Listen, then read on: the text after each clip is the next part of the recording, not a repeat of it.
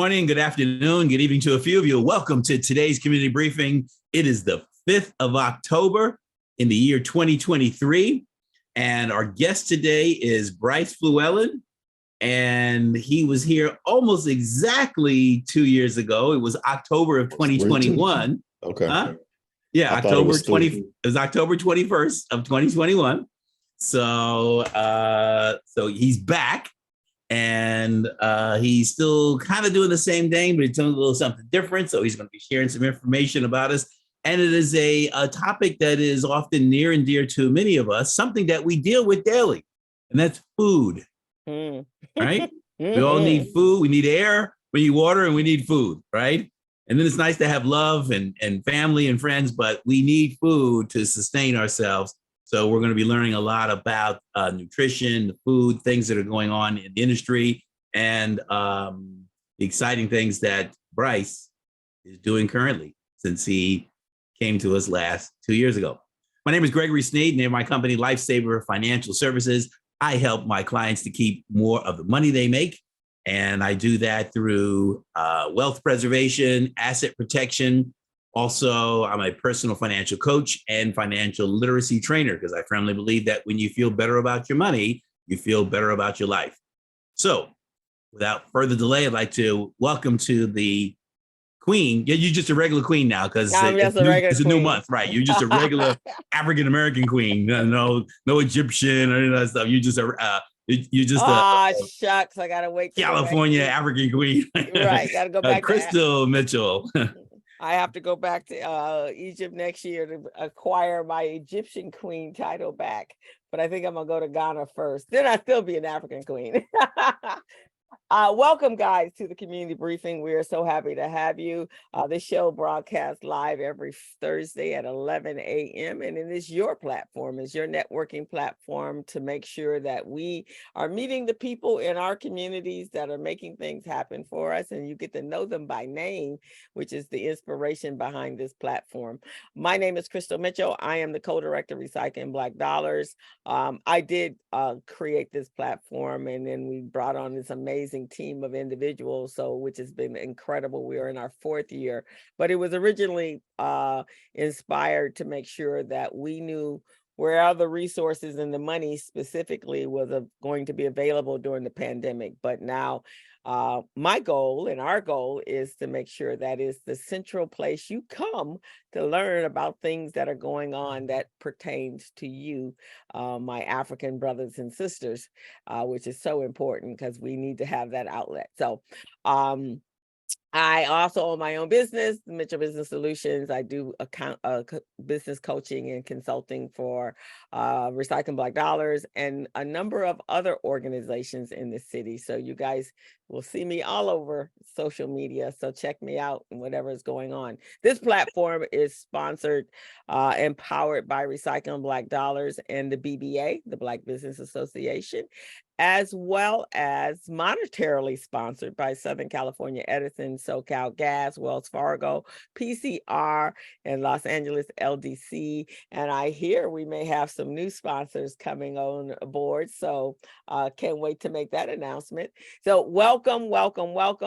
Our team, Mr. Gregory Sneed, Miss Robin Billups, she's not here just as of yet, Mr. Stephen Turner, who makes all of you guys appear, all of our guests appear, and he does all the interactions, so he's the producer. So we want to thank you all, and we want to thank you guys. So please be sure to put all your information. This is a networking platform. Recycling Black Dollars is all about serving and recycling our dollars and putting our Black dollars into another Black hand as often as we can. So with that, I am going to turn it back over to Greg. But Bryce, I'm a gardener, and I am all about making sure that I eat food that I know where it came from. So this is a topic that's near and dear to me. I was telling a friend of mine yesterday, we are so into gardening now, we're going to festivals in Oxnard to meet other farmers and gardeners, and we get excitement over compost. So that's how deep we're into it now. We get excited. There we go. We get excited about soil. Nice. All right, Greg, back over to you. Stephen, welcome. Back to you, Greg. That's the real Stephen Turner. Stephen, want to say anything on the front end here? No? Okay. So, so today's topic is something that's near and dear to everybody's heart, everybody needs, obviously, is food and nutrition. I was at dinner last night, and there was a woman named Joyce there who was, she has her gardening as well. And she's doing more way of herbs and herb spices, kind of like some of the easier things.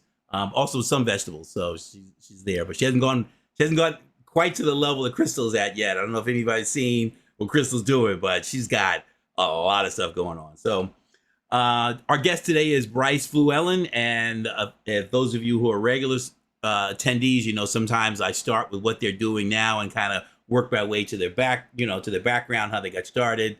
Since he's been on before, I'm going to start with the early stages and kind of take you through the progressions.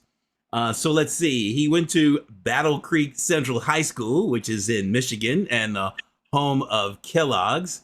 And Bryce, do you know the story of how cornflakes were invented? Yes, I do. And my father actually worked at the Federal Center for years, which used to be the sanitarium. Sanitarium, yeah, with yeah, the the brothers. Kellogg's, yeah. So that's familiar with the story. There's a lot of history there. Yeah. Some good and some bad, but right. Yeah. Well, the story I've heard is that somehow a liquid mixture of cornmeal, whatever, fell onto something hot and it made a flake. And then the Kellogg said, he poured some more on there and he put it in a bowl with some milk and look at that, accidental, and turns into this monumental company. So then from Battle Creek Central High School, he went to Howard University. HU. HU. I said HU. That's it. And speaking of Howard University and food, do you cook and work with bison? No, I don't. I try to lower my meat consumption, but yeah, definitely love it when I have it. Is it a good alternative? I cook with bison, and I have some in my freezer now. It's more lean than regular beef, but the danger is you can overcook it. Really cook it too long. So then he was operations director at Magic Johnson Enterprises with Starbucks Coffee Company. He was a licensed store district manager. Yams Catering, so he was the co-founder and owner of Yams Catering, and that was a full-service catering company based in the San Fernando Valley. And yams are also a very healthy food for you. He's the chef and instructor at the Senior Community Impact Manager at Youth Programs. He was with the American Heart Association as Community Impact Director. And then he was here previously with us. He was one of the executive directors of social equity franchising with Every Table. And I believe at the time when he came to us, Every Table had 12 locations. Where are they up to now? 60 between LA and New York. That's fabulous, right? You give them a round of applause there. Go from 12 to 60, and you were a big part of making that happen. So congratulations. Thank you. Mm-hmm. And so he believes that he is fighting for food justice, because foods have rights too, right? So foods are important to us, but also particularly in our community, that we improve our nutrition so that we have social equity in not only justice or criminal justice, but also social equity or food equity in terms of our diet. So he's going to be sharing more about that with us. He is a classically trained chef, and I think I'm gonna stop right there and shut up and just bring him to the virtual stage. Please welcome Mr. Bryce Fluellen. Thank you, Gregory. It's an honor to be back here. Thank you to you and Crystal, Stephen, and Robin for the platform that you have created. So I'll talk about current day and then fill in a few gaps, and then I think we'll get into Q&A. So this April, I started my own consulting and advisory company called Arthur Lee Consulting and Advisory. It is dedicated and named after my late father, Arthur Lee Fluellen, who we lost last August of 2022 after dealing with years of issues around kidney and heart disease. He was not only my dad, but he was also a mentor and someone that constantly pushed me to do more and do better to increase my impact, particularly within communities of color and the Black community specifically. So we were having conversations. Thank you. Our Thank condolences you. and prayers. Yeah, yeah, yeah. To what age did he live to? 74. So it was Amen. young Amen. man to me, but we had some Yeah. great times. Yeah. And so one of the things that we talked about throughout the years is his health decline, and he was dealing with kidney disease. And originally is that just really the access to healthy food, access to the proper health care, and kind of reflecting on some of the things that he may have done differently, but then also encouraging me and happy about the work that I've been doing in that space and using food as a vehicle to heal people, right? Heals people more, not only physically, but relational, mentally, et cetera. So at every table over the last year or so, we had conversations as his health started to decline. And I had been thinking about launching my own company for a little bit. What was happening while I was at every table, and even previous to that, is that I was getting a lot of phone calls and emails from entrepreneurs, mostly in the food space, but even outside of that, just asking questions about access to capital, access to resources, networking, just access to information, period. Being an entrepreneur and starting your business is not for the faint at heart, as many know. And a lot of times it can be a lonely journey. So, but I really didn't have the time to dedicate, given the speed and the pace at which every table was developing and the work that we were doing over there. So when he passed, I had started talking to my sister, as two of us, a younger sister in Columbus, Ohio, and really about how do we remember Dad's legacy in a positive way. And so I'd had in the back of my mind about starting my own company. And then, actually one day I had this clear dream and woke up, and God spoke to me and he said, hey, it needs to be a company, and it needs to be named after your dad. And it needs to be a company that helps Black and brown entrepreneurs within the food space, not only entrepreneurs, but organizations and nonprofits be able to scale their company and their vision.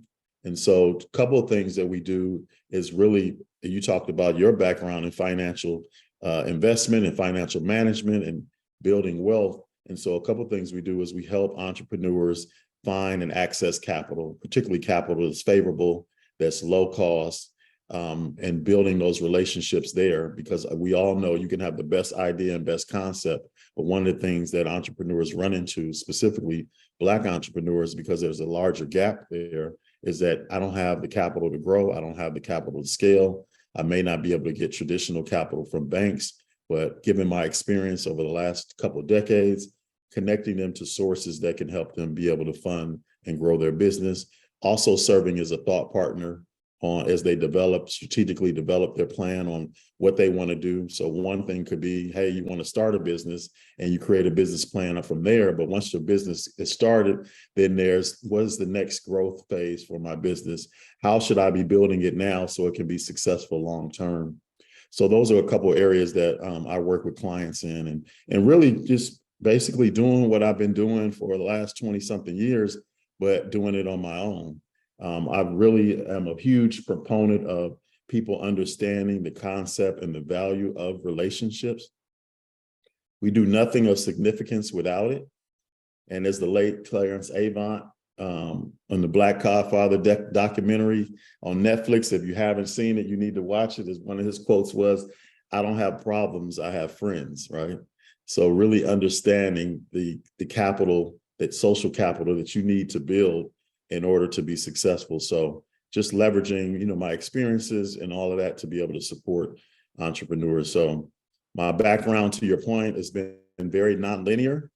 Started waiting tables while at Howard University. It was a Black lady named Shirley Kavanaugh. Shirley Kavanaugh had a beautiful jazz restaurant called Trumpets in Northwest DC.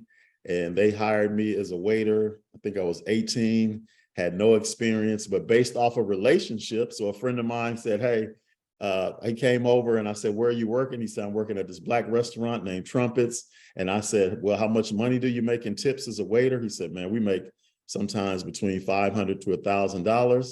He said, have you ever waited tables? I said, hell no, but if you get me an interview, I will learn how to do it. And so he did that. He followed up on his word. I went in there and interviewed. They asked me to come back the next day. In my young, naive mind, I thought, oh, I'm going to come back for a second interview. I came back and they threw me in the water, Gregory. They said, hey, you have table 1, 2, 3, 4, and 5. So it was a disaster.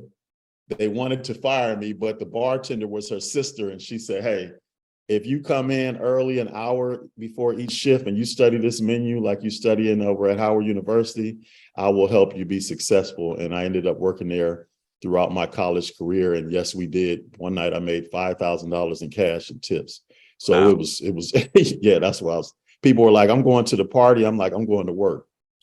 But in that space, what I guess learned. You didn't drop anybody's food that day, right? No, I didn't drop anybody's food. But what I learned is, like I said earlier, in that experience of being in a restaurant, connecting with people, not only did I get access to some of the great jazz greats and really learn about the history of jazz. Like we had people like Miles Davis, Betty Carter, all these amazing, incredible icons come through there. So I'm seeing this at 18, 19 years old, but I'm also interacting with people on Capitol Hill, Black folks who were, serving as the legislator, Black folks who were running their own businesses and building those relationships and building that network at a young age and understanding the importance of that. And then also talking to the chef about how he's creating the food, talking to Miss Kavanaugh about just how she's operating the business, her cash flow difficulties, kind of learning all these different nuances. And what they said to me is they poured into me while I was there. She said to me, you could probably do this because you have the right personality. You know how to connect to people. You don't panic.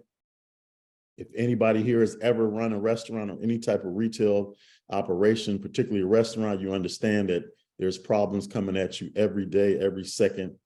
So you have to be able to lead with confidence and also leverage the talent around you and build people up. So I was able to learn all that. And then, like you said earlier, just continue to do it after college and work for a number of brands in the front of the house and really understanding the operational piece. That's what happened when I was at Starbucks, and then also working with Magic Johnson, learning that, but then also learning the importance of Magic is a master at building relationship and opening doors.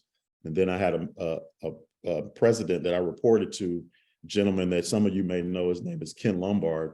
He's a huge real estate guru and was the president of Johnson Development Corporation, Magic's partnership arm. And so he mentored me and made me understand the importance of discipline, execution. Like, you can have all the great ideas in the world, but if you aren't willing to do the things that you need to do that you don't love in order to make it happen, and you aren't consistent on following up on stuff, many ideas die on the vine as they're created. So having those two and observing and being in that world for a while was extremely instrumental and impactful as we stand here today. And then my work before every table, to your point about nutrition and coming in at American Heart Association, being a chef instructor throughout South LA. So I taught young people from 8 to 18 how to cook from scratch, how to utilize more plants and vegetables and high fibers in their diet in order to decrease childhood obesity and heart disease. What I learned there is that pretty quickly, that education and awareness is just one piece of the puzzle of people leading a healthier lifestyle. So it challenged me to really understand the food system as a whole, meaning that you can teach people how to make a recipe. We have Google, we have all these resources at our disposal.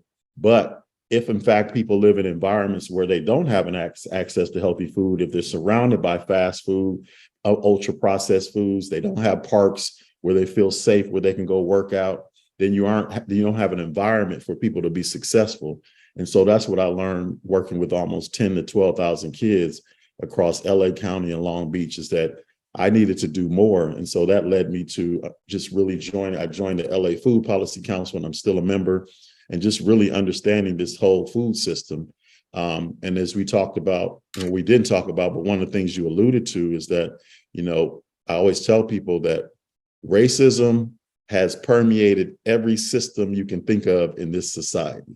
So food is also one of those. So if you think about, for example, there used to be 1 million farmers in this country, and now there are 45,000. And many of those 45,000 are struggling to grow their farm and their output because they don't have access to capital. So, and why is it that you look in certain neighborhoods across South LA and you have an exorbitant amount of fast food and ultra processed food within those communities? those communities have been divested from for decades and decades. And we all know that in many of them, they're, becoming gentrified. But if you understand that this was all done on purpose and by design, and food is one of those things, like you need access to healthy food. And we believe, and I believe, is a human right. So for me, it's really about how do I share all of my relationships, all of my information and intellectual capital that I've gained over the last 20, 30 years and pay it forward and help people who look like me and others grow their business and grow their success and hopefully create generational wealth. So I'll stop there because I've said a lot. What, for those who may be under 40 years old, what would be your guesses of those who actually have learned or know how to cook? Oh man, that's a great question. Under 40? Yeah, under 40. If I had to put a number on it, I would probably say 30%. And 30%. And that's that's an estimate. Yeah, I would say 30, but the number could be even lower, just depending on the community which you're in, right? Yeah. One of the things that when I worked with kids throughout South LA and Long Beach and Santa Ana and worked with parents, I had a lot of interaction with the parents. Many of the parents were working 2 or 3 jobs just to maintain and to be able to stay above water. So having the time to cook was a lot, people just didn't have the time. That's how Every Table was created. So Every Table, if you guys don't know, is a healthy social enterprise that creates affordable food between $5 to $10, and it's affordable fresh food made every day. So you have a salmon salad with with spinach, sweet peas, pickled onions for $9, right? And it was basically when Sam, the founder and current CEO, was had a nonprofit in South LA, and many of the parents said, hey, we love to learn how to eat healthier and cook healthier, similar to experience that I had when I was with AHA and working with kids. The same thing. Hey, Chef Bryce, we love eating strawberries. We love making a kale salad, but this stuff isn't in our neighborhood in abundance. And if it is, it's not as affordable as we would like. So if someone could create something that could compete with fast food, but it was at the same price point, then we would leverage that and utilize that. And so that's how Every Table was born. And so I've seen, that happen and the success that they've had. And so it's really about how do you create an environment, like I said, for people to lead healthier lifestyles. We all know, like even in middle and higher income neighborhoods, they got fast food there too. Like everybody's not eating healthy just because they live in a better neighborhood. They just got more choices. So I may have a Burger King, but then I might have a Trader Joe's and a Whole Foods next to the Burger King. So I can make, choices. I may eat fast food once a week as opposed to 4 or 5 times a week.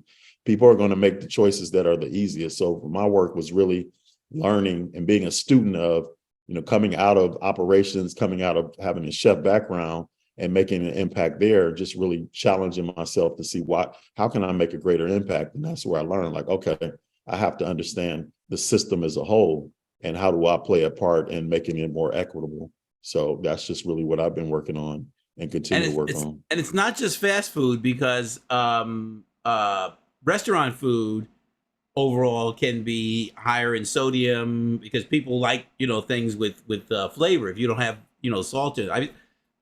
My wife and I, we stopped adding salt to foods probably about 5-6 years ago. Or I might put a little bit on, but during the cooking process, I'm not adding salt. All right. But we were having this conversation last night about how many people are using these food delivery services, Uber Eats and Postmates. Yeah. And that's not technically fast food. We do sometimes. So I've never signed up. I have never, ever ordered food coming. I guess that's the New Yorker in me. I'm just not trusting somebody that's unrelated to the restaurant delivering my food because, now they're sealing it up a little bit better. But anyway, but a lot of restaurant quality food may or may not be as healthy, maybe not as bad as fast food. But can you speak to the nutritional level of maybe most, let's say, chain restaurants, like a BJ's or, where I'm trying to think, Outback or any of those type of restaurants? They're not fast food, but they are sort of commercialized.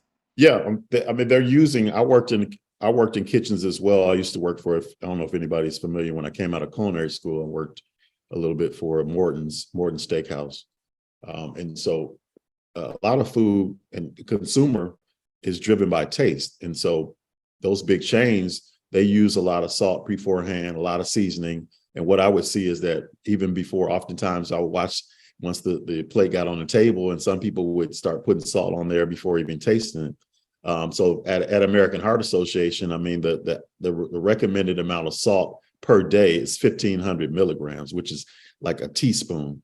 We know that most communities, most people are going beyond that. So there's added salt at the restaurant. There's added salt if you eat a highly processed diet.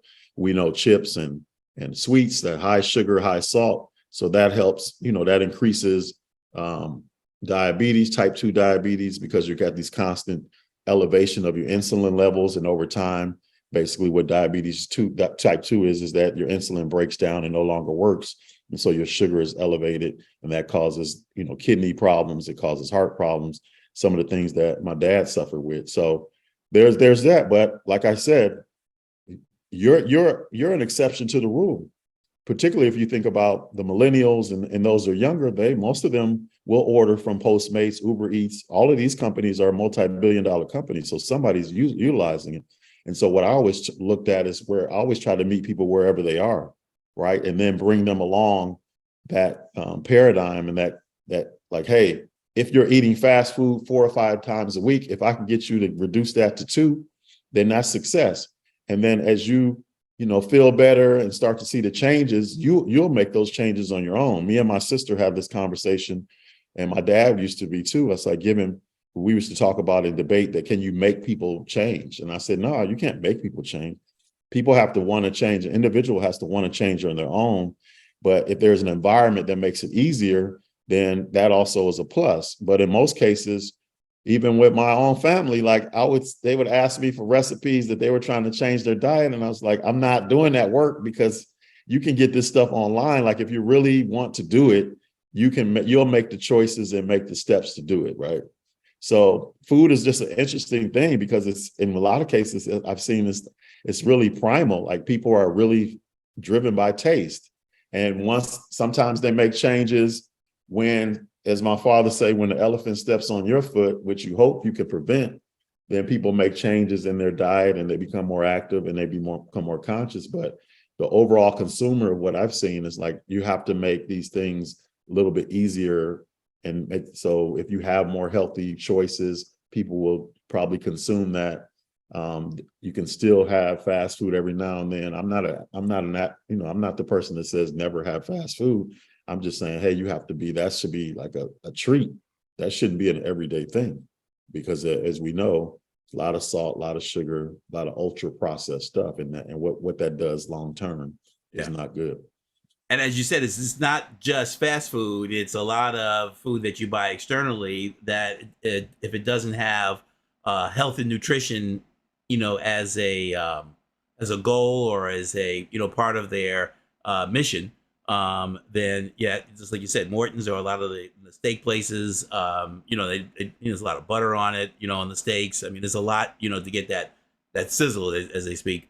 So it's that's good. I mean, my wife and I, we both cook, and a lot of times we'll go to a restaurant and it's like, okay, we could do better than this. Yes. Or if it's something that's desirable, I have a pretty good taste where I can say, okay, here's what's in it. And then we come home and say, we recreate that and save a lot of money. That's my experience. I mean, you realize people, most of the time, restaurant, you're not just paying for the food, you're paying for the whole experience, right? Yeah. Because in most cases, to your point, me being a chef, most of the time I can say, oh, I could make that better at home, or I could do this differently. But it's really about the experience. And this is the beauty of food. And this is about, my book is about, somebody asked me where they can find the book. So my first book was called Food, a Vehicle for Healing, The Fruitful Journey, Part 1. And it was really it was a play on words, but once you get the book, when people got the book, they understood that I was talking about the relational and spiritual piece of food, right? That part. Obviously, if you eat healthier, we know, and most people know, like, if you eat healthier, what that impact does to you physically. But I wanted to give people insight to my journey and them to understand, like, food is this communal thing that we all do, and we do so many things around it, right? And it's something that's it's a social event.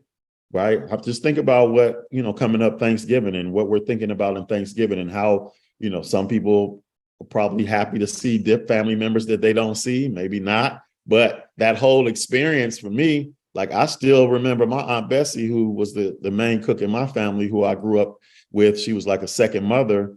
I still can see and smell the basement where all the family would come and she would cook all night and apple pie. Like I remember that stuff, those experiences at 7 or 8. So in this book, I even talked about my mother, unfortunately, was a former addict, a drug addict, and then also had mental health issues. So our relationship was torn. But I started working and doing a job here in LA at the Dream Center, working with in their kitchen area to help them make their meals healthier. And everybody I was working alongside was a former something, a former addict, a former crook, a former meth addict. And the conversations that we would have as we were making these meals, Gregory, where I was seeing it from a different side. So they were saying to me like, man, I stole from my wife. I disappointed my daughter. I've done all these things that I'm regretful for. And I don't know how I could ever be forgiven. And it was in those relationships that I forgave my mother, because until then, I still had a lot of animosity towards her. But I understood like, oh, it's nothing that you can actually say when you suffer with addiction and you put your family through this. It's really nothing you can say that can change it. Yeah. And so that was what I put in the book, and working with young kids who, once they got in the garden, like Crystal was talking about earlier, her love for gardening. I work with a kid here in Northridge where I live at a garden who would never talk. They said never talk to anybody, was extremely shy. Once she got in that garden and we started working together, she got up and did a speech one day when we were doing a cooking demo. And it was because we had built this bond in the garden and she had trusted me. And I told her, I said, you have a lot to say. So you can do that. You can do whatever you want to. So it was really about people understanding like food transcends and is a part of so much of our life. And we don't realize it because it's just something that's day to day. Quick 30-second commercial. What's the name of your book? Where can they find it? And what are the highlights or benefits of reading that book? Yeah, you can find it on Amazon, Food, A Vehicle for Healing, Part 1, The Fruitful Journey, under Chef Bryce. I think the benefit of what you do, obviously there's some great recipes in there, but it's also for people, like I said, to fully understand the spiritual and relational piece of food. Food is the centerpiece of connection and conversation. And I utilize it. I've just been blessed in my life to utilize it as a tool to impact people and change their lives in a positive way. So I just want to continue to do that. Now I'm doing that, in the form of giving people access or getting people access to capital and helping them grow their business. But if you look at the through line of my path, it's all been connected to food, right? Like every job that I've had since college has been food related. It's just been in different spaces. And so at one point I thought, oh, I'm going to open a restaurant, but then God had other plans. He was like, you can utilize this talent in so many different ways. And so I've been blessed to do that. And you saw from an early age that owning and having a restaurant is a tough business with like not challenges daily, but challenges hourly, so challenges every second and minute of the day. So it is not for the faint at heart. I've been blessed. It's helped me, but I also know, like when people talk to me about opening a restaurant, I do my due diligence to ask them like, do you want to work 80, 90 hours a week? Do you want to not have a life? And so you may, but so if that's the case, like you have to, to help them, as my father say, like the thing about experience is that, and people should leverage more other people's experiences, that if I've made a left and I know that left is the wrong way to go, you come to me, I can say, no, you don't want to make that left. Here's why. You want to make a right. And here's why, I'm giving you the understanding of it. Yeah, you never know. My mom cut me off at age 16 from on-demand cooking. So if she cooked and there was something available, but otherwise I had to learn to cook. And microwaves weren't out until I was out of college before microwaves were already there. So you had to learn how to do some things. And I had some mistakes. One came close to setting the kitchen on fire, but well, that's big. Okay, hot smoking oil, and then frozen French fries out of the freezer, dumped straight into the hot oil. Yeah. And you already know. Yeah.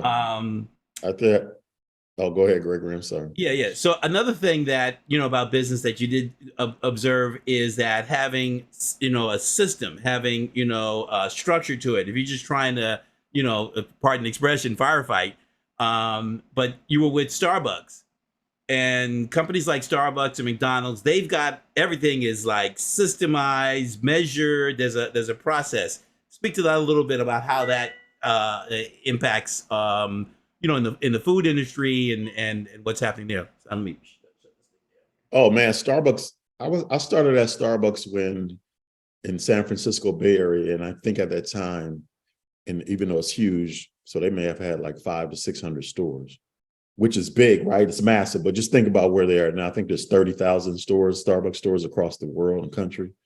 So one of the things that I learned at Starbucks, well, one is that they really invested in the development of people, which is why they've been able to grow so massively. Because all of it, like I said earlier, none of us do anything of significance without the support of people, right? And so for a company to go from 500 stores, which was humongous, to 30,000, they had systems in place that said, if you came in as a barista, a person that made coffee, then there was a pathway and a clear pathway on how you could get from a barista to a supervisor, to assistant manager, to a manager, to district manager, to regional, to a VP. Like there was pathways that were created by, with the support of operations and also the human resource and the training and development team. And people who manage stores, part of their assessment and management was who are you developing? Like first of all, are you hiring the right people? Are you doing your due diligence there? And having a system in place to ask the right questions and try to get the right people on your team. And then once you get those talented people on your team, how are you developing them? Even if they don't even think that they have an opportunity, who on your team are you developing to a supervisor, to assistant manager? So I just tapped into that, Gregory. Like that was a great learning ground. It was like getting a master's MBA because you're talking about a company that was on fire at the time. It was growing. It's continued to grow, and maybe the top 2 or 3 brand in the world. Seeing that up close and personal just helped me in my development overall and understanding. Like I had a dream to open a restaurant. So I was basically learning from the likes of Starbucks and then working at Magic Johnson's. Like I said, I was going to use this as a learning opportunity and leverage not only the relationships, but leverage the knowledge. And so that's what entrepreneurs have to think about, because entrepreneurs are special people. They're typically visionaries. They do stuff, they get stuff done or do stuff that most people wouldn't take the risk to do. So they're the unique individuals. So, but then there's also, like I said earlier, once you've created this idea and you launch this idea, if you want to expand it, and it may not be you, this is why it's important to build a team or have people around you that can help you grow and connect you to the right folks, because there are folks that are good at, once they get an idea going, there's people who are good at maintaining and putting systems in place to help that idea grow.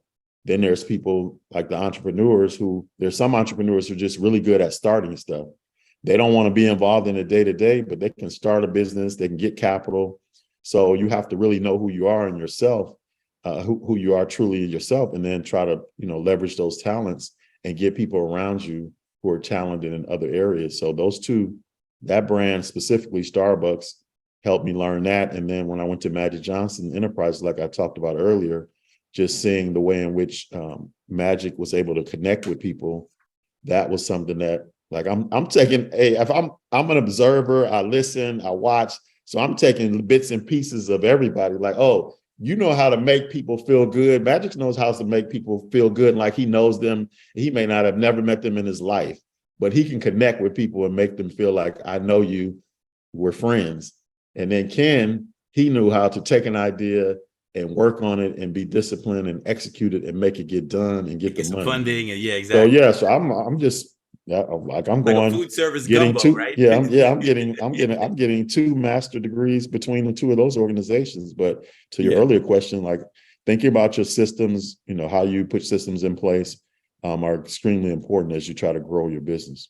Yeah. Stephen had a question. He had the bolt, I think, on FutureCast. But before we get to that, and folks who want to take some notes, you've run down some of maybe the key superfoods or foods to go through. And I say that when COVID first came out, they listed about 15 foods that help build your immune systems. And, my wife and I went through that and said, we're regularly doing 11 of the 15. So what are some of the things, advice that you could give to our folks here? Really maybe 4 or 5 things to really incorporate into the diet that are, one of them that we do regularly was beets. Nice. Beets, yeah. So yeah. I remember eating beets. My Aunt Bessie would make beets. She would just boil them, and then I would put them in a napkin and put them under the table and give them to the. She said, that boy sure loves to eat beets. And no, she didn't know. It wasn't until I went to it wasn't I went to culinary school that I learned, like, if you roast beets, beets naturally have a lot of sugar in them. So if you put them in the oven, that dry heat pulls that sugar out. Yeah. And then you can add like a little vinaigrette to balance out the flavor. But so the superfood tag, I mean, it's more of a marketing thing than anything. And there are foods who have higher antioxidants, higher vitamin content than others, obviously, but superfood is really about marketing foods. They utilize that in the industry to market foods that are a little bit healthier. Yeah. A lot of people don't know. So if I had top 4 or 5, I would tell you, like, the number 1 most nutritious food out there is actually collard greens. Collard greens are right neck and neck with kale. Be really high in antioxidants, vitamin B, all low and no sugar at all, high water content. So really good for, keeping your immune system strong. And even in some cases, there's been some research about helping, prevent cancer. I had a cousin, rest in peace, Laini. We're the same age. She passed away in 2009. And I actually did a TV appearance, her nonprofit in Chicago, and I did my collard green salad there. And people were like, collard green salad? Because us traditionally, we know as collard greens is, braised with ham hocks or turkey, but it's one of the healthiest plants out there. So for me, even like parsley, people don't know, like, you can take parsley, and parsley it has vitamin C in it and can help boost your immune system. So I always tell people, anything that's heavy green, collard greens, kale, curly kale, dinosaur kale, the leaves of beets. Speaking of beets, like, I would people don't throw those leaves away, rinse them off, cut them up, put them in a salad, or saute them if you don't want them raw. Really high in those similar macronutrients and micronutrients that you need. So those are the things I tell people, like, if you can take your diet and increase your plant consumption, meaning green plants, but also fruit. Maybe try to do it like 20, 30%, and then keep increasing it. You are going to increase the amount of vitamins and nutrients that are getting in your body, but you're also going to help prevent some of these preventable diseases like heart disease, stroke, obviously too much weight, obesity. That's where I see. So I always try to swing people towards that. Everybody has their preferences, right? There's some people that may say, oh, I don't like strawberries. Well, okay, blackberries. I mean, there's so many different fruits and so many different vegetables that you can try. Yeah. So I'm a really huge advocate of that. I grow collards year round. And she got a picture of her collards in the chat. She's showing off. Yeah, look at the chat. She got a picture of collards. So we harvest about 1.5 pounds every month. Collards and kale are probably the fastest, easiest things that you can grow. You do have to take precautions because there's some things that other animals and insects that like them as much as we do. But we blanch them. We harvest a big bucket every month, and then we blanch them and put them in the freezer. So right about now, we got about 12 pounds of collards in the refrigerator, in the freezer. Wow. But it is the fastest thing that you can actually grow, and probably the easiest. We have collard trees now, which grow these big, humongous leaves. Wow. And they will keep going. And long as I have mine in a screened house, so I can keep a shade cloth over them in the summertime, and I'm still harvesting probably every other month in the summer, but during the winter, we are actually harvesting every month. Congratulations. Thank you. She's doing it, man. She's got some other stuff in there, so that is That is fabulous. Oh, and I like it, Constance, because most people say when we get ready to go work in the garden, it's like, no, we'll come visit on the day you not. But yeah, you can come help us harvest greens. I We'll would give you love to do some. that. We mix our collards with turnip and mustard greens, so we do a Yeah. Wow. try mix of greens. Yeah, we're Wow. gonna grow mustards. We got some that's just populating right now, germinating right now, and then Yeah. we're gonna add beets in. But we do all of it, Brussels, anything that's leafy green. You can also eat the leaves of the broccoli. You can eat the greens of anything that you grow that's a root plant, including we have a sweet potato going on right now, and potatoes, because those leaves are also very healthy. You can saute them and eat them. I've never eaten carrot stalks. So the carrot stalks is part of that? Yep, you can eat that too. Yep, just got to clean them off, but you can eat that. All right. Anybody get hungry? I am now. I am now that you. Tell us about. Let's take the next few minutes and tell us about your business, how we can help, what things that you may need help of, whether it's funding, capitalization, what you offer to the community in terms of the business. So this is your let's see, 320-second commercial.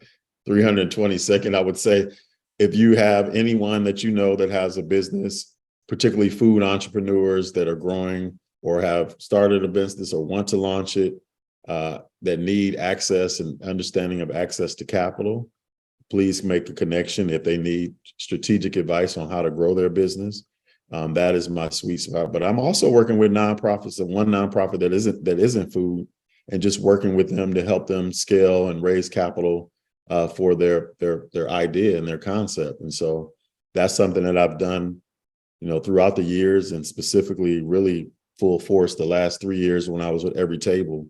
But it was unique because we were raising capital. We were raising philanthropic capital. So there's capital out there from foundations, specifically if you have a social impact angle or mission within your organization or business. Let's say for example, I'm working with a client who has an academy, and that academy hires and works with second chance population and wants to grow them, not only from entry level, but to beyond, to management level and to livable wages. So I'm working with them to get that funded through foundations. Foundations have overall in this country about 20 billion or so, and I may be off a little bit, in capital assets. And they not only do grants, and people have heard grants, so grant is a complete gift. That foundation writes that off. But they also have PRIs, which stands for program related investments. So they actually can make investments in companies. They do not have to be a nonprofit. They have to be a social enterprise company. And they can make an investment in order to get capital out there in the free market in hopes that they would get it back. Right. So, and that money is often at like 0 to 2% interest, like very cheap capital. And you can utilize it, as Every Table did. You can utilize it as capital to help get your idea off the ground, is what they call catalytic capital, to be a catalyst. And then you can be able to bring in other investors, hopefully later on, because we know what exists is that oftentimes people don't want to be the first. They want to be like second, third, or fourth. So when you get a foundation that believes in your work and can make that investment, that can help bring in other dollars. That's what I saw when doing with the social equity franchise program at Every Table. So the last thing I'll say is, like, if I'm on LinkedIn under Bryce Fluellen, Fluellen. So from a business perspective, if you have somebody, just give them my LinkedIn link and tell them to send me a direct message. I learned a long time ago from Ken Lombard and Magic that what I try to do is get back to people within 48 hours, even if it's a no or I'm busy right now, because you have to understand, and I understand that all of us have been on the other side of the door. That's important. Right? Yeah, that's wonderful. Yeah. So I will stop there, and thank you very much. We have a quick question here from Richard, and I have a funny story about it. He's asking about soursop. And I had a friend who had recommended soursop, for my wife, and she said, I use 1 or 2 tablespoons but I think she intended to put those 1 or 2 tablespoons in something like in a Right. tea, but she took the tablespoons and ate it or drank it, right out of the bottle. So what do you know about soursop, and is that something you recommend, or how does that work? Yeah, I haven't had a lot of experience with soursop, so I would have to look it up, Richard. Like I really haven't. A long time ago, when I was teaching the kids, we tried it, but other than that, it hasn't been something that I've really followed and incorporated. And I'm one of those people. I don't, like I was saying earlier, I've done a lot of research and done a lot of cooking and gardening and just working in the food system overall and working with different experts in the different spaces, nutrition spaces. Is there isn't a magic bullet. Like and it's been sometimes these things get propped up based off, particularly with social media and the way that moves. Like someone could say, hey, you got to try this and this helped me do this. And then it starts to take off. And yes, it may have those nutritional benefits and it's good, something good to consume. But like I was saying, go back to earlier, is that I just encourage people to increase their overall consumption of plants, and they will see the difference not only in their health, but in their numbers. If in fact you're a type 2 diabetic, you can still eat fruit. You just have to watch. There's a certain amount of fruits that you can have, and certain fruits have higher sugar content than others. But the thing about it, the misconception with fruit, especially natural fruit, is that, oh, it has sugar, I shouldn't eat it. But it also has fiber. And so that fiber helps lower the sugar content and makes it slower to digest. So fruits you can have, but if you're type 2, you just need to be conscious of how many and which ones you can have within a day. But, going back to the original question, like I haven't really utilized soursop that much. I've done it a long time ago, but I'm just more of a proponent of telling people, hey, let's just eat more plants. Let's try to lower our consumption of fast food and processed food. And then also, high consumption of meat. I'm not against meat, but I know some people may be, but I think that depending on your body, you need that protein. And if you're going to do it, make sure it's lean, meaning that it's grilled or roasted, that it's not fried. Fried should be, like a celebration. I'm not against. I've seen talking about earlier, and I'll close out with this, is that I talked about earlier, being in culinary, about how racism permeates pretty much through everything. So I saw in culinary school that, French food, Italian food is just as fattening. They use just as much milk and butter, but people don't talk about that. They talk about soul food coming from the Black community and coming from the African-American diaspora. But some of our soul food, like collard greens, is extremely healthy. And then it's also something that should be a treat. Like you can eat it, you just shouldn't be going to eat it every day. It's just like, right. Exactly. So no fried collard greens, right? Well, you can saute them. You can saute them. Yeah, but don't deep fry them, right? Yeah, Crystal, over to you. And it's one of the things that we've learned, and like I said, we've gotten, it's no longer just a half-hearted hobby. This has become a really deep hobby that we've gotten into. But one of the things I've noticed when I was traveling, I just got back from Egypt, and last year I went to South Africa, to Cape Town, and the food there was so different than the food that we eat. Mm-hmm. And it's because, and we've gone to, like I said, we've taken this to a whole nother level where we are actually going to fairs and so forth and really interacting with master gardeners.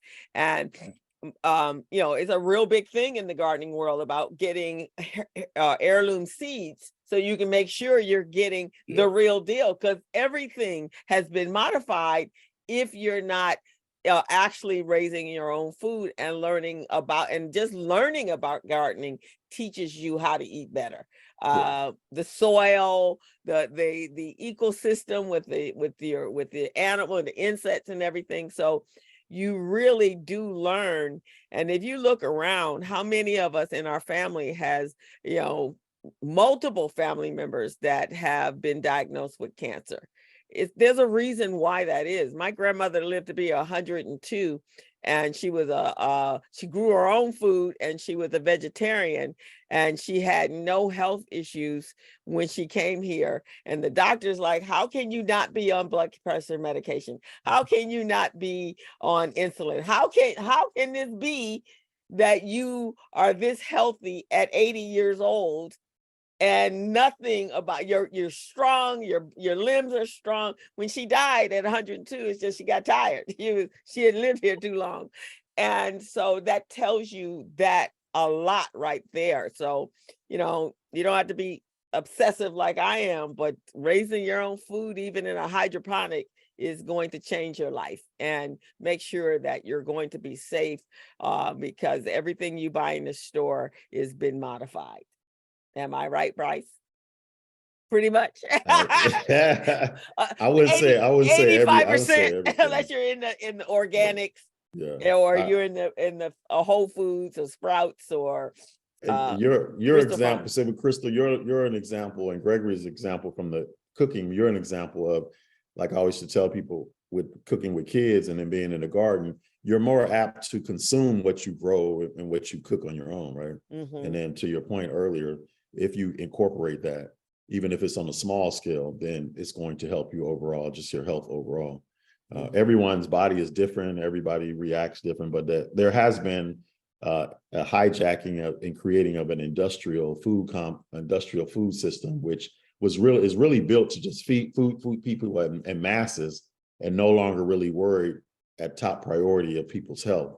And so being able to grow your own food and incorporate that and cook is taking back, what we're the stewards of the land. Us and our indigenous brothers and sisters, we were the stewards of this land.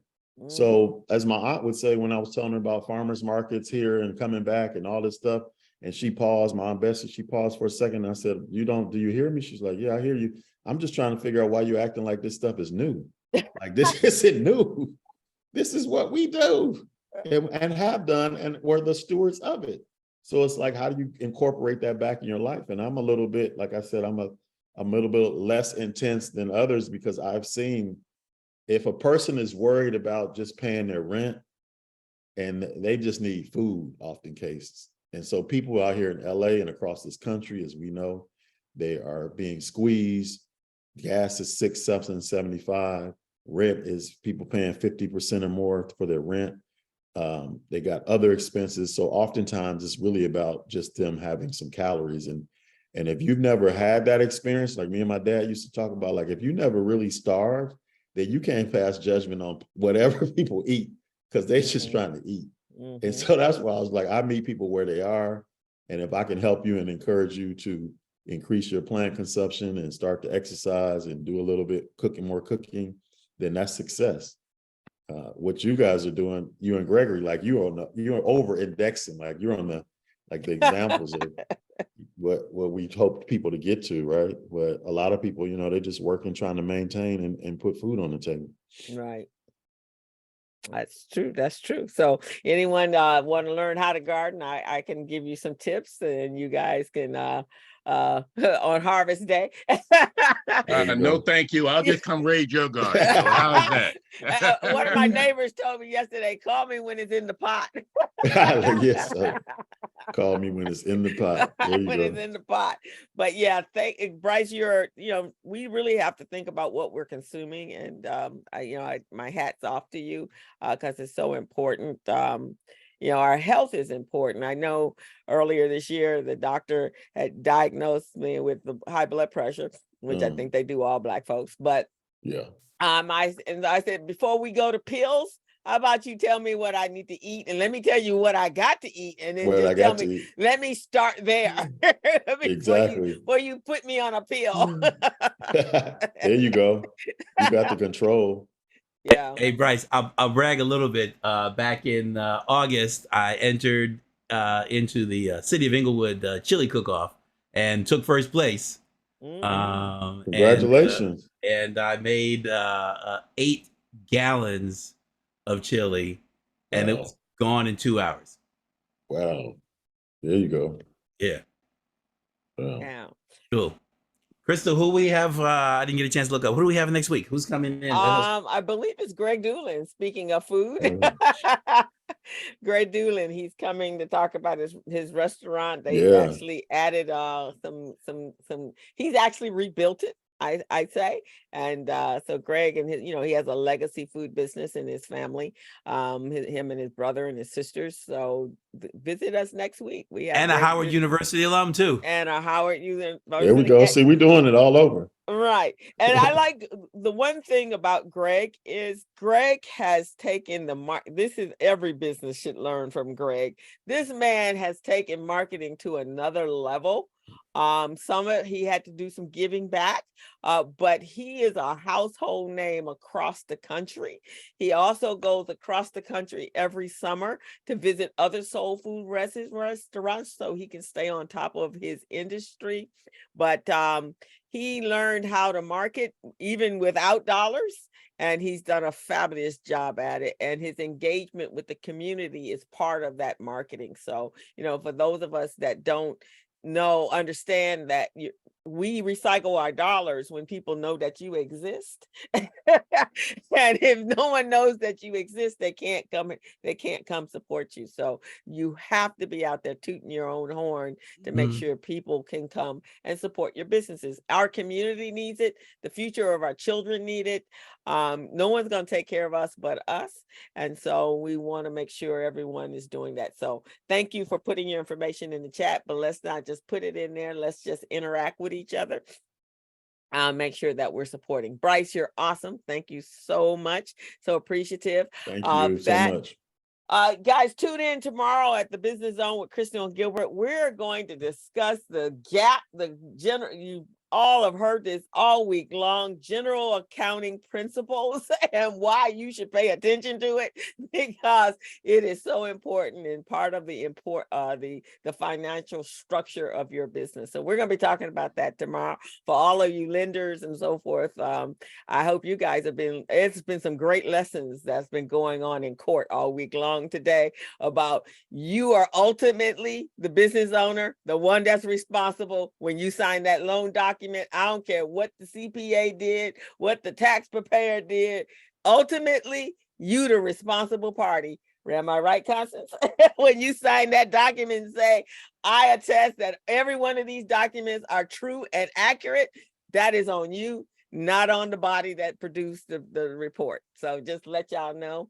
So we're going to be talking about that tomorrow in our Business Zone humorous way. With Gilbert Buchanan? Yeah, with Gilbert Buchanan. 3 o'clock every Friday.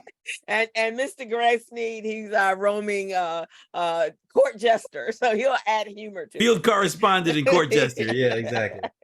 Right. Crystal, I started to say, you're saying Greg Doolin's next week. I said, no, that's not until October 12th. That is October 12th. I know. That is October 12th. Oh, man, time's moving fast. Yeah. Yes, it is. So with that, guys, I'm going to add one more picture of my garden so that y'all will be enthused about it as much as we are. And we will see you next week. You guys can find us on Facebook. We stream live on Facebook, and it will be up in YouTube very shortly. So thank you all for joining us.